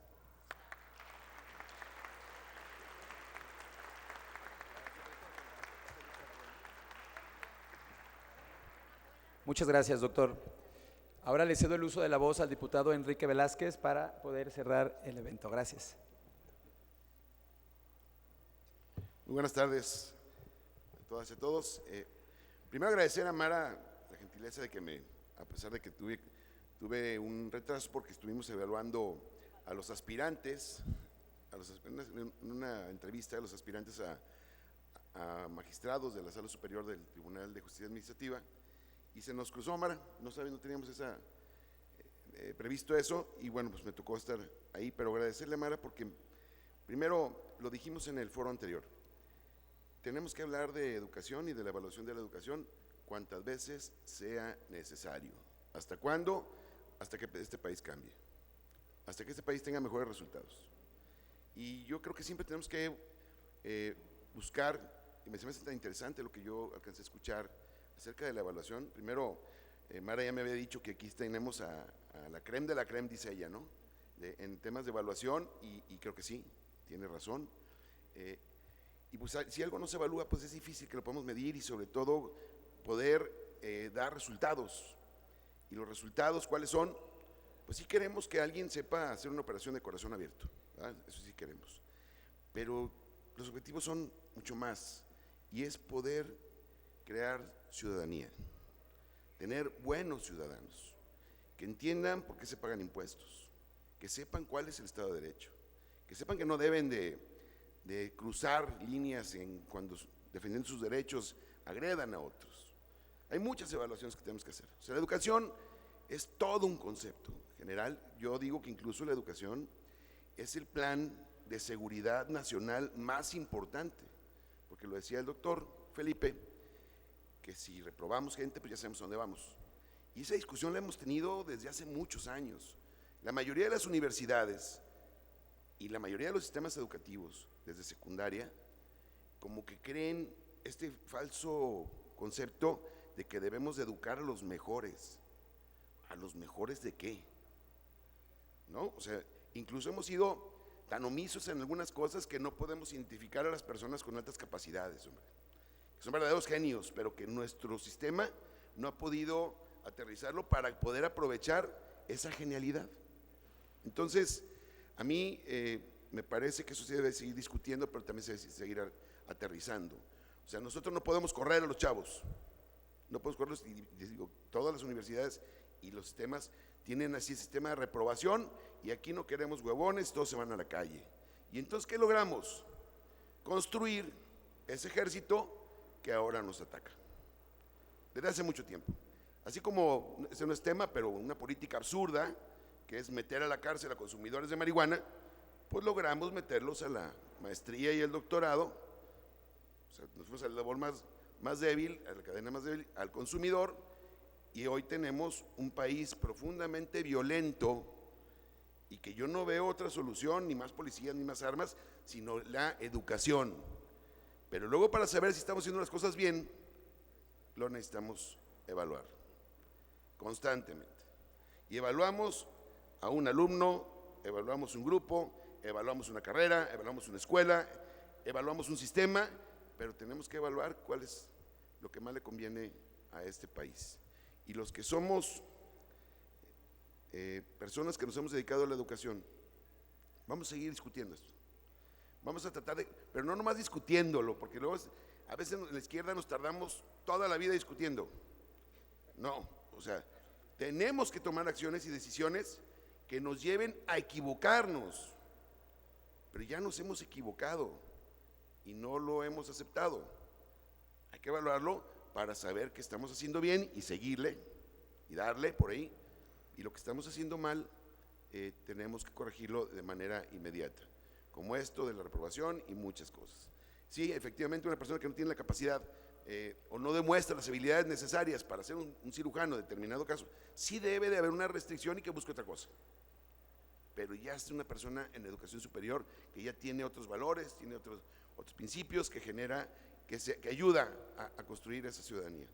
Por lo tanto, siempre yo reconociendo las grandes ideas de Mara y sobre todo sus grandes relaciones, y que convoca a esos personajes que nos ayudan a los tomadores de decisiones para construir un mejor Estado y un mejor país. Muchísimas gracias a todos por participar. Bienvenidos al Congreso del Estado.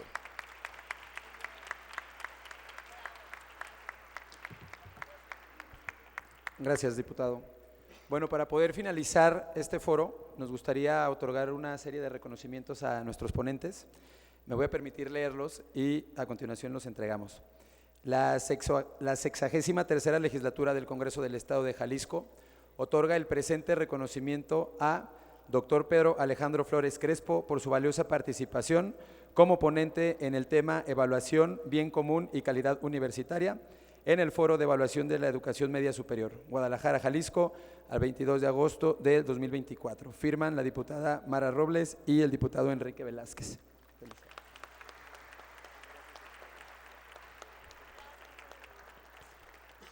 De la misma manera, otorgamos el mismo reconocimiento al doctor Eduardo Bakov Escudero. Muchas gracias y felicidades.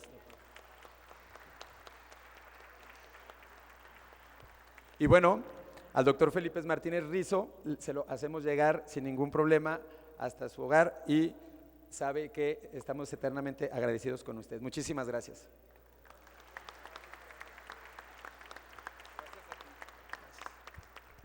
Bueno, pues prácticamente el día de hoy queremos agradecerle a todos los que nos acompañaron, a todas y todos los que están el día de hoy y bueno, este foro prácticamente se da por clausurado el día de hoy. Muchísimas gracias y que estén bien. Hasta luego.